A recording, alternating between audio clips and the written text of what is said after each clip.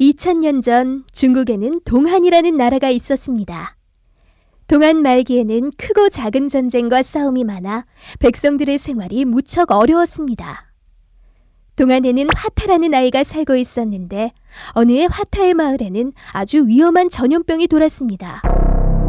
의사와 약이 부족해 많은 사람들이 고통받고 있었습니다. 이를 본 화타는 의술을 배워 사람들을 돕기로 맹세하고 훌륭한 의원을 찾아 나섰습니다. 이 나라에서 가장 훌륭한 의사는 누구신가요? 천리 밖에 의술이 아주 뛰어난 지화도인이라는 분이 산다고 들었다. 화타는 지화도인을 찾아 천리길을 밤낮으로 달려갔습니다. 어렵게 지화도인을 만난 화타는 열심히 공부하며 온갖 고생도 견뎌내었습니다. 화타의 의술은 빠르게 늘어 드디어 고향으로 돌아갈 때가 되자 지화도인이 말했습니다.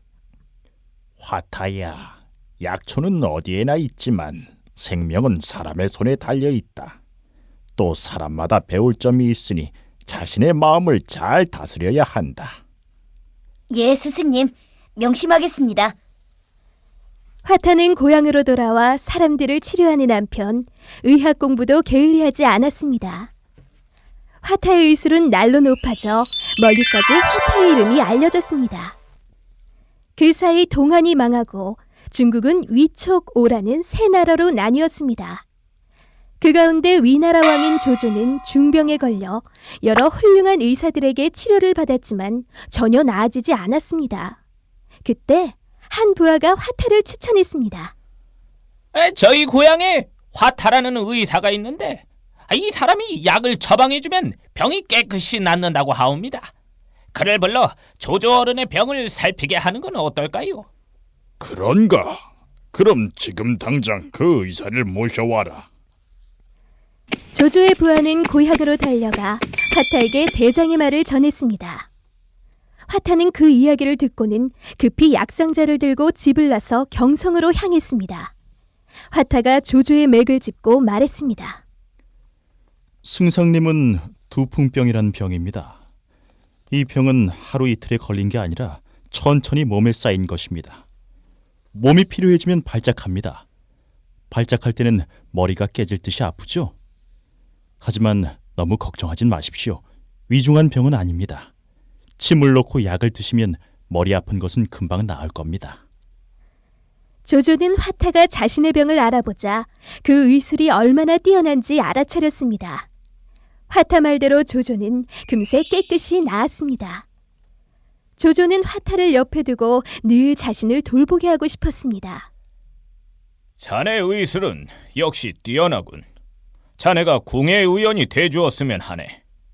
죄송하지만 병 때문에 고통스러워하는 많은 백성들이 저를 기다리고 있습니다. 부디 이제 고향으로 돌려보내 주시옵소서. 화타가 거절했지만 조조는 화타를 보내주지 않았습니다. 그러자 화타는 마지못해 이야기를 지어내 조조에게 사정하는 수밖에 없었습니다.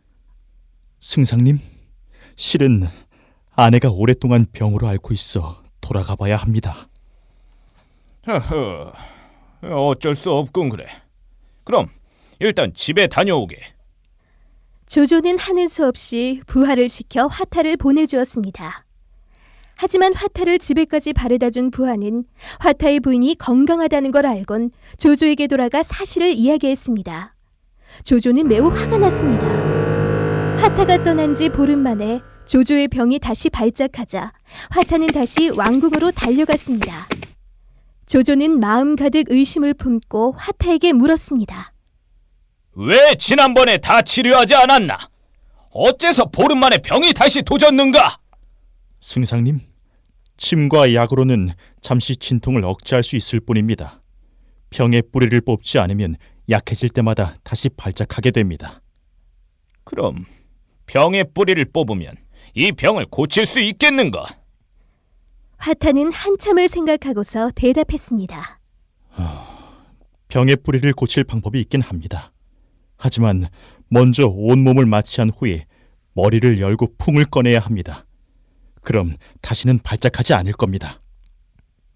원래 의심이 많은 조조는 머리를 연다는 소리에 크게 화를 냈습니다. 조조는 더 이상 아무 말도 듣지 않고 벌떡 일어나 소리쳤습니다. 영모다! 네가 나를 죽이려 하는구나! 여봐라! 화타를 감옥에 가둬라! 화타는 옥에 갇혀 자신의 의술을 펼칠 수 없게 되자 자신의 경험을 후대에 남기고자 의학책을 쓰기 시작했습니다.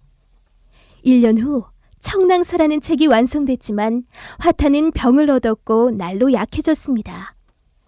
화타는 자신을 정성껏 돌봐준 감옥지기에게 청랑서를 전해주고는 곧 숨졌습니다. 화타를 존경했던 감옥지기는 밤마다 열심히 의술을 공부했습니다. 그러던 어느 날 늦게까지 공부하다 잠이 든 감옥지기는 실수로 등잔불을 쓰러뜨려 책을 반쯤 태우고 말았습니다. 그는 긴 한숨을 쉬더니 이렇게 탄식했습니다. 한때 최고의 명의가 죽어서 책마저 남기지 않는구나.